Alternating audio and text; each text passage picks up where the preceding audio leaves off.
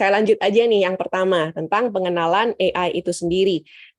Kira-kira nih Bapak Ibu sekalian, boleh nggak sharing terlebih dahulu, terutama yang udah join di kelas point saya, biasanya nanti akan silakan dilihat layarnya ya, kemudian nanti bisa menjawab langsung di layar tersebut. Kalau Bapak Ibu di sini belum bergabung, saya undang untuk bergabung, caranya tinggal diketik di browser ya, classpoint.app.app, kemudian masukkan kelas code-nya di sebelah kanan atas, 29477. Buat teman-teman yang juga sedang live streaming di YouTube channel, juga bisa bergabung nih di kelas kita. Masih ada ruang nih untuk 20-30 orang lagi bergabung. Sementara yang nggak bisa bergabung, boleh juga menjawab di kolom chat. Oke, saya buka ya, teman-teman sekalian boleh menjawab.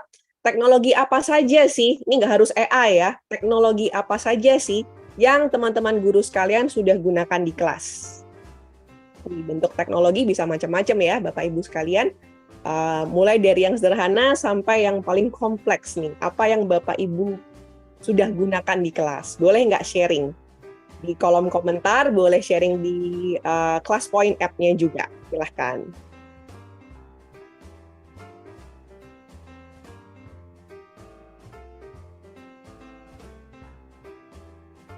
Udah pernah pakai apa aja nih? Teknologi apa aja yang digunakan di kelas nih? Yuk, Bapak Ibu sekalian. Siapa tahu nanti jawabannya bisa menginspirasi rekan-rekan guru yang lain ya.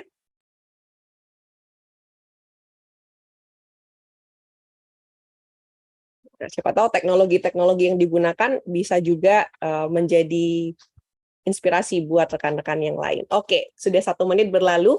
Kita lihat nih apa aja. Komputer, laptop pastinya ya. Sejak zaman pandemi, mau nggak mau kita nggak bisa lepas nih dari yang namanya komputer atau laptop. Kemudian quizzes, ada yang juga pakai Kahoot, ada yang pakai PowerPoint, betul, software dan hardware ya, termasuk dalam teknologi. Ada yang menggunakan quizzes, ada yang menggunakan Mentimeter, Wordwall, ChatGPT, Board AI, Canva, dan lain sebagainya. Betul, proyektor itu juga termasuk teknologi yang digunakan di kelas, ya Bapak Ibu ya, LCD dan lain sebagainya. Luar biasa semuanya. Saya mau kasih bintang nih buat ibu-ibu yang sudah memberikan.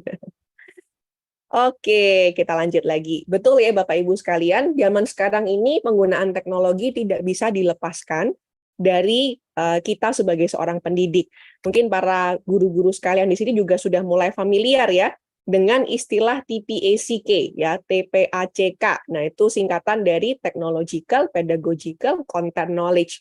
Jadi dikatakan bahwa kompetensi sebagai guru itu nggak hanya lagi pedagogi dan juga konten. Kalau dulu pedagogi dan konten ya, kalau di kompetensi nasional, guru nasional kita ada pedagogi, ada konten, ada kepribadian, ada sosial. Tapi sekarang ini masuk satu unsur lagi, Bapak Ibu sekalian, yang disebut sebagai teknologi. Jadi kita tidak memungkiri bahwa di abad 21 ini, kemampuan menggunakan teknologi itu menjadi kemampuan yang penting untuk dimiliki oleh guru-guru. Nah, karena Bapak Ibu guru di sini adalah guru, saya percaya pasti juga punya mindset yang untuk terus berkembang, ya. Jadi mencoba, nih nggak peduli berapapun usianya, kita harus berani belajar ya, karena kita sedang memperlengkapi anak-anak untuk masa depan. Nah, kalau memperlengkapi anak-anak untuk masa depan, kita juga harus berani untuk mengeksplor ya perubahan-perubahan yang ada. Kita lanjut lagi. Nah, kita coba lagi nih pertanyaan ya Bapak Ibu guru sekalian. Kira-kira kalau dengar kata-kata artificial intelligence, itu ada apa sih di dalam benaknya Bapak Ibu sekalian? Boleh ya, sebutkan kata. Kalau kata berarti satu kata aja ya. Tapi teman-teman nanti yang ikut di kelas point ini bisa menjawab sampai 3 kali. Tapi kata ya, jangan kalimat ya teman-teman ya. Kata apa yang berhubungan tentang dengan artificial intelligence. Boleh nih dilihat lagi layar kelas point-nya dan dijawab. Apa ya yang berhubungan tentang artificial intelligence? Oke, sering dengar nih pastinya. Apalagi zaman sekarang ya, nggak hanya di kelas, tapi juga di dunia marketing misalnya, ada di dunia bisnis, dunia service, itu sepertinya nggak lepas deh dari yang namanya artificial intelligence. Apa ya kira-kira artificial intelligence itu? Ini sambil saya buka ya jawaban Bapak Ibu sekalian. Canggih paling besar ya. Betul, canggih, keren banget ya. Teknologi, kecerdasan, ChatGPT, bot, otomatis, ketahuan. Oke, saya tunggu 10 detik lagi. Yuk, yang mau dapat bintang jangan lupa menjawab.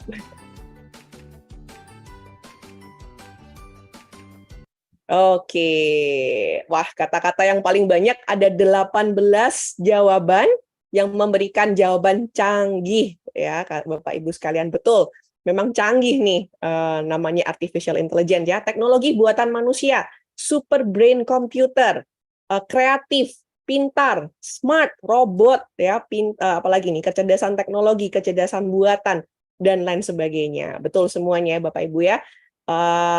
Itu yang dinamakan artificial intelligence dari kata-katanya ya, artificial artinya buatan, intelligence artinya kecerdasan. Tapi sebenarnya artificial intelligence sendiri itu kemampuannya seperti apa sih gitu ya. Ini saya kutip dari website Kemdikbud mengatakan bahwa secara umum AI itu merujuk pada program komputer yang dirancang untuk meniru kecerdasan manusia. Ini nih yang kemampuannya ya, termasuk kemampuan pengambilan keputusan, logika, dan karakteristik kecerdasan lainnya. Nah, artinya nih, ini memang hal-hal yang memang kita lakukan nih, seperti itu gitu ya. Kalau misalkan Bapak Ibu tahu, artificial intelligence itu bergerak dari banyak sekali data. Ya, kalau banyak sekali data, maka dia bisa melihat kembali data-data yang masuk, kemudian dia bisa mengevaluasi data tersebut, kemudian mengambil keputusan berdasarkan data-data yang ada atau berdasarkan pengalaman-pengalaman yang ada. Sama seperti kita ya, Bapak Ibu ya. Kalau kita makan nih ya, kita makan nih makanan A, makanan B, makanan C gitu ya. Kemudian makanan A kita suka, B suka, C nggak suka. Nih otak kita kan nyimpan data gitu. Nanti kali waktu kita ketemu makanan yang warnanya sama, baunya sama, itu otak kita udah kayak seperti menolak gitu ya, seperti wah ini jangan-jangan makanan yang saya coba kemarin. Nah, seperti itulah fungsinya dari artificial intelligence itu meniru kemampuan untuk menyimpan data, kemudian data-data tersebut digunakan untuk mengambil keputusan, digunakan untuk logika berpikir dan karakteristik kecerdasan lainnya. Jadi memang tidak lepas dari yang namanya data ya Bapak Ibu sekalian ya. Jadi makin banyak data yang diinputkan pada AI, makin bagus pengambilan keputusannya. Itu kurang lebih sistem pekerjaan AI itu seperti itu.